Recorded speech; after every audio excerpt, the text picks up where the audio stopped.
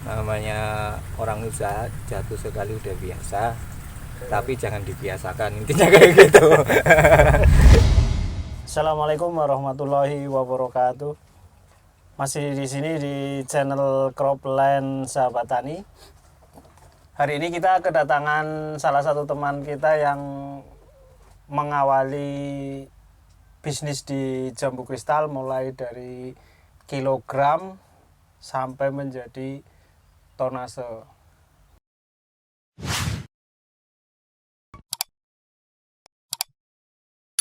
Ayo kita temui beliau, langsung aja.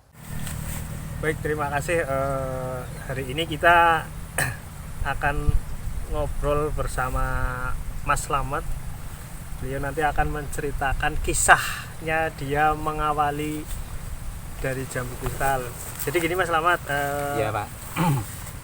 teman-teman di sana lah itu pengen terinspirasi bahwa untuk mengawali bisnis di khususnya untuk jambu kristal, jenengan nanti bisa ceritakan pertamanya gimana itu ceritanya, sejarahnya dulu, sejarah. Oh iya ya. Sejarahnya gini Pak, dulu memang awal mulanya itu saya tuh bingung mau usaha apa kan. Nah, saya tuh bingung. Saya melihat ada apa itu jambu yang kayaknya kok kebanyakan pada kertas merah terus saya terinspirasi ini kristal. Awalnya mungkin pada takut kan, belum begitu mengenal. tenar. Ya belum begitu tenar. Ya. Apalagi kelihatannya jambunya kayak besar kayak jambu Bangkok kayak gitu kan. Itu kira-kira berapa tahun yang lalu Mas? Ya kurang lebih Ada 4 tahunan? nggak ada. Nggak ada 4 3 tahunan lah ya. 3 tahun nggak tahu. Oh iya, siap. Monggo terus ya. Saya cuma modal pertama itu 1 karung lah. 1 karung kisaran 400.000 rupiah. Kurang lebih bobotnya? Kurang lebih bobotnya ada sekitar 50 kiloan. Terus? Pertama kali itu. Sampai saya itu ecerin cuma ada yang jualan sendiri, diketengin, memang lakunya itu nggak seberapa. Itu babat alas untuk pasar pertama ya? Iya, babat alas saya belum masuk pasar, masih Nggak, ngecerin. maksudnya mengawali bahwa mengenalkan jambu kristal itu jenengan diajar sendiri terus iya, gitu. diajar sendiri dulu, terus masyarakat pada tahu rasanya kayak gini, bentuknya kayak gini tanpa biji. Terus saya terinspirasi untuk gimana sih coba kalau saya masuk ke pedagang-pedagang, ke pasar-pasar kayak gitu kan. Saya coba masuk, pertama ditolak karena mereka belum tahu. Terus Ditolaknya kenapa Mas? Alasan yang real dulu loh. Yang jelas ini kan produk baru. iya, Produk baru, orang belum mengenal. iya. Terus mereka ngomongnya gimana? Pertama kali jenengan contohnya menawarkannya gimana maksudnya? Karena gini, Mas, emang jambu apa ini sih? Jambu kristal, aku bilang kayak gitu kan. Wah, kayaknya nggak jalan loh Mas, coba dulu aku gitu kan. Terus ditolak, terus keduanya saya paksa, udah lah Bu, nggak usah banyak-banyak, 10 kilo aja dulu nggak apa-apa. Itu di pasar? Di pasar ke pedagang. Berarti kios apa itu Mas? Kios kecil, kecil-kecilan lah. Terus saya cuma 10 kilo, coba 10 kilo. Nah habis gitu besoknya alhamdulillah itu laku, minta lagi. Dengan gitu. modal berapa dulu Mas? Dengan modal cuma sekitar, Modal awal ya pertama sekitar kali memasuki itu 400-an. satu kandi ya? Satu kandi itu hanya satu kandi gitu. uh. Satu kandi itu persis 1 karung gitu lah, cuma 400 ribuan. Nah, habis itu dagang itu kan laku, besoknya naik lagi jadi 20 kilo. Ya. Terus besoknya naik lagi terus aku ketika kan ada dari 10 kilo menjadi 20 kilo. Nah, ketika itu jenengan orangnya itu ngomongnya gimana? Kok bisa naik itu jenengan alasannya maksudnya ngomongnya gimana orangnya? Orangnya yang jual. Katanya jambunya tuh aneh kayak gini, bentuknya gede terus kok nggak ada bijinya. Ini dari apa katanya? Mereka nggak tahu itu. Pokoknya dari kebun aku dapatnya kayak gitu, kayak gitu aja. Jadi orang itu pada nanya kan kok bisa nggak ada bijinya, gimana ya Mas? Ya nggak tahu itulah gitu. Intinya jual aku terus di pasaran alhamdulillah gitu. Terus aku terpikiran lagi kalau hanya cuma satu orang nggak mungkin aku bisa melebarin sayap kayak gitu. Akhirnya saya coba lagi dari pedagang ke pedagang lain.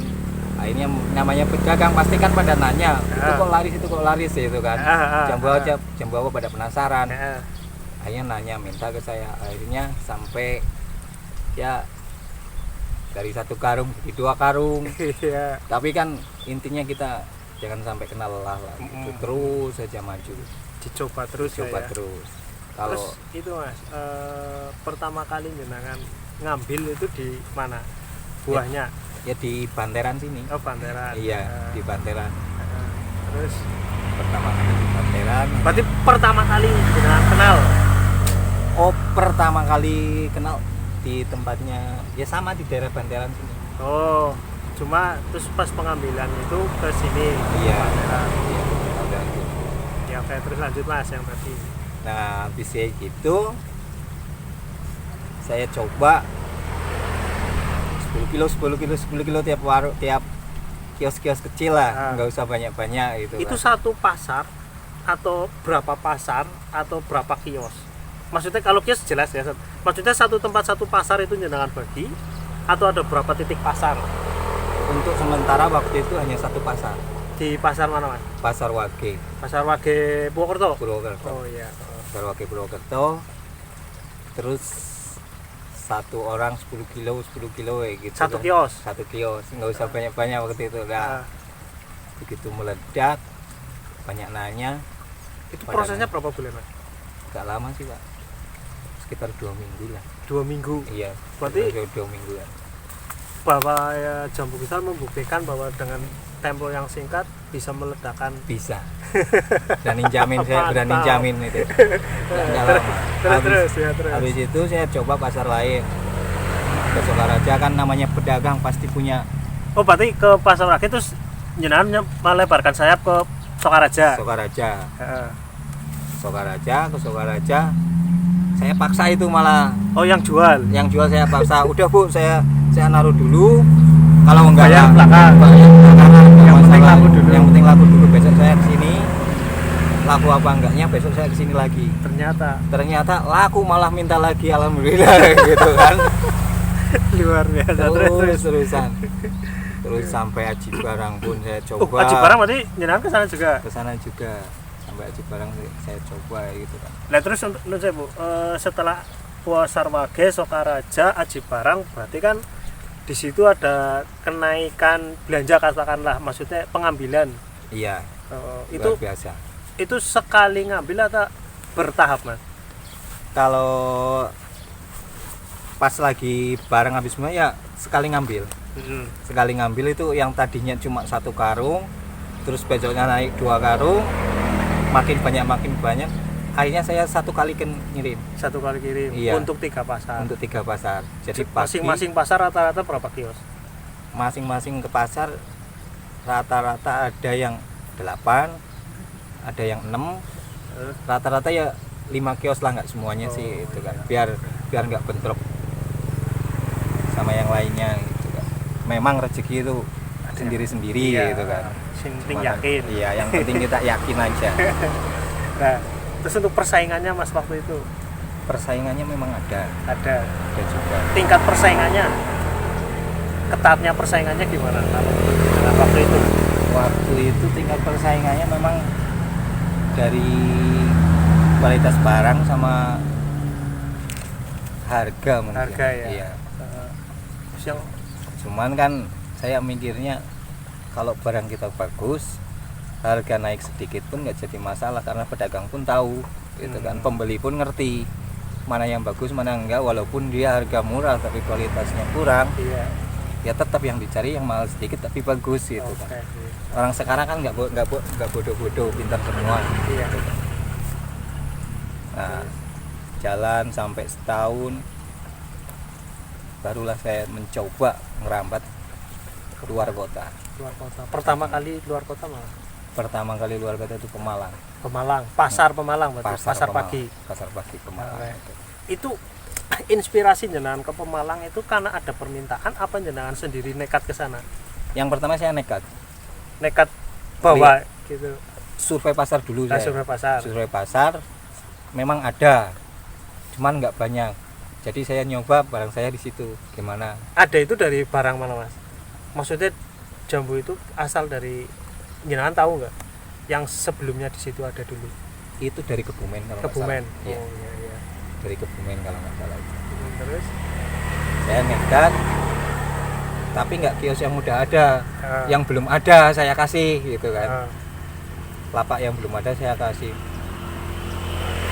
Itu pun nggak banyak, hanya sekitar pasar gede kayak gitu kok, ngasihnya sedikit, namanya juga mencoba lah. Iya.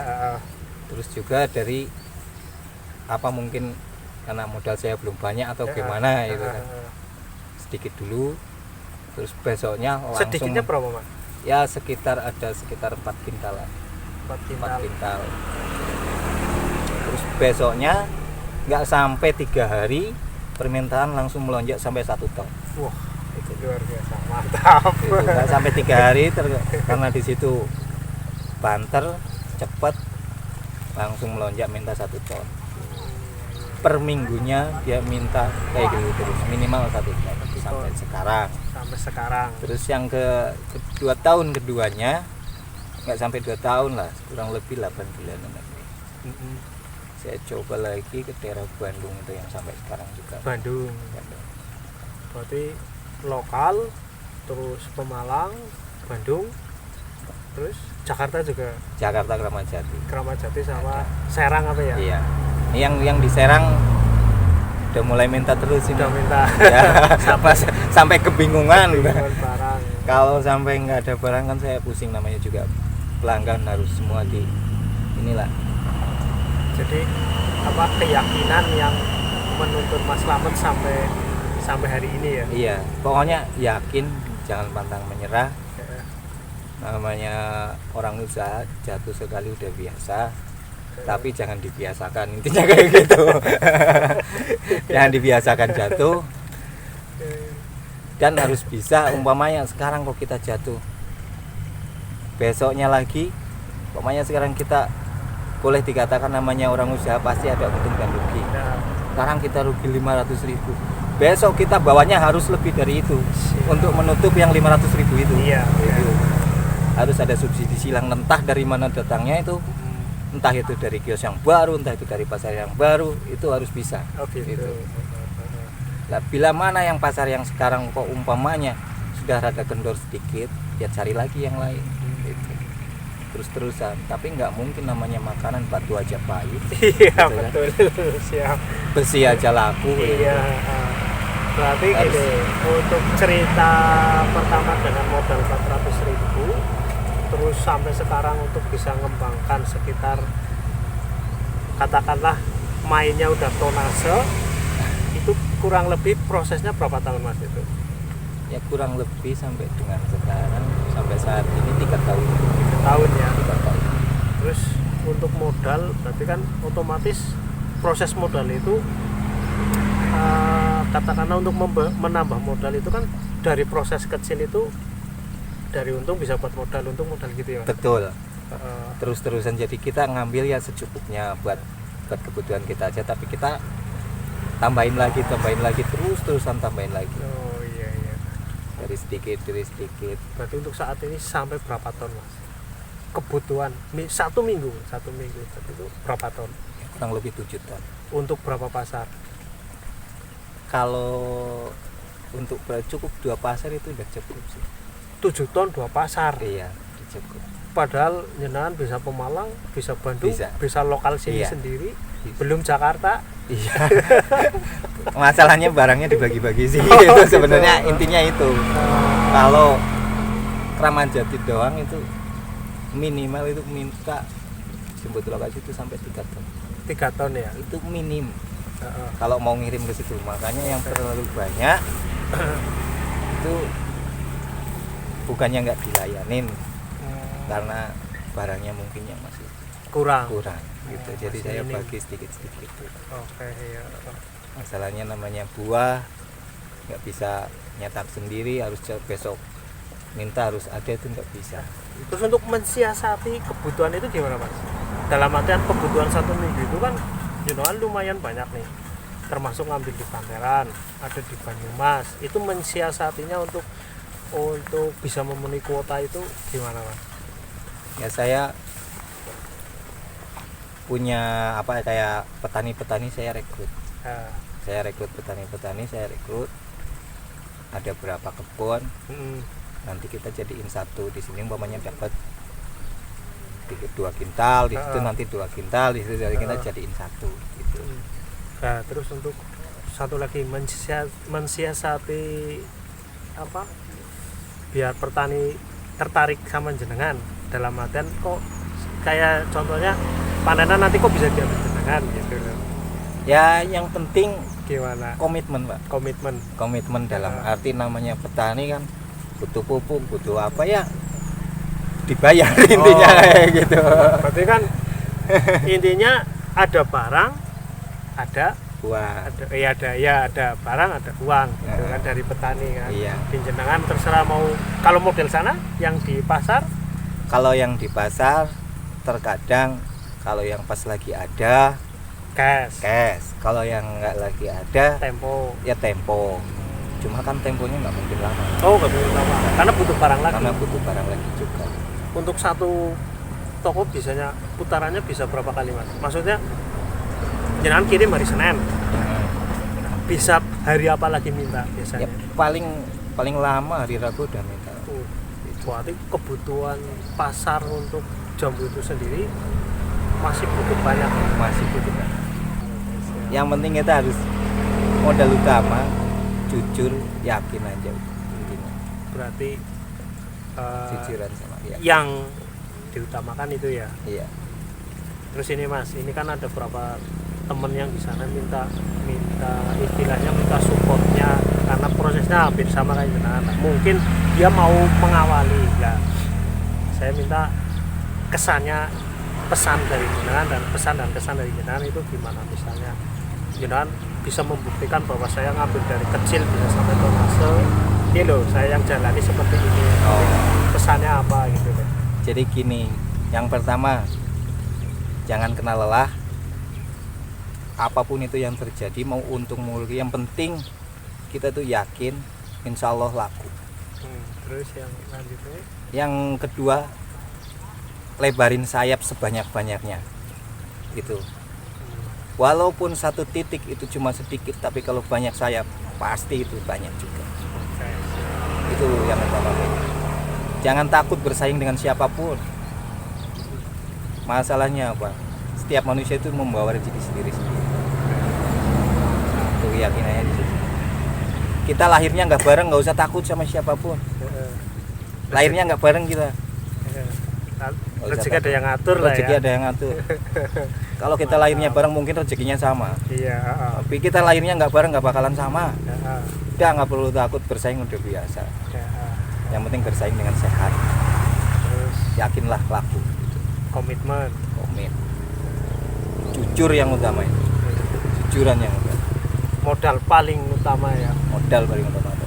Yang bantuin Mas? Ada. Yang jelas kan jenengan udah kalau dulu pas satu karung itu mungkin sendiri. Iya. Nah, kon berjalannya waktu bisa sampai tonase kan otomatis jenengan perlu bala bantuan itu. Berarti kan bisa membuka peluang kerja juga kan? Iya. Bantuan itu pasti ada. Kita taruh berapa orang untuk di kebun sono. Rata-rata satu kebun untuk petik berapa orang, Mas? Rata-rata itu untuk petik satu kebun itu ya sekitar 4 orang. Sekalian packing. Iya. Itu untuk packing itu pasti ada. Apalagi kalau pas permintaannya harus dikirim bareng hari itu. Sudah. Kita harus banyak teman juga. Kerahkan lah ya. Iya. Pasukan harus siap standby. Ibarat tempur harus tempur benar-benar. Terima kasih buat Mas Slamet yang sudah berbagi kisahnya mulai dari nol sampai sekarang dia bisa mengambil tonase. Jadi nanti itu bisa menginspirasi teman-teman yang lain bahwa jambu kristal itu pasarnya juga masih luas, terus masih orang mencari yang namanya jambu kristal, dan keyakinan yang paling utama dan kejujuran kata beliau yang tadi disampaikan. Oke, terima kasih.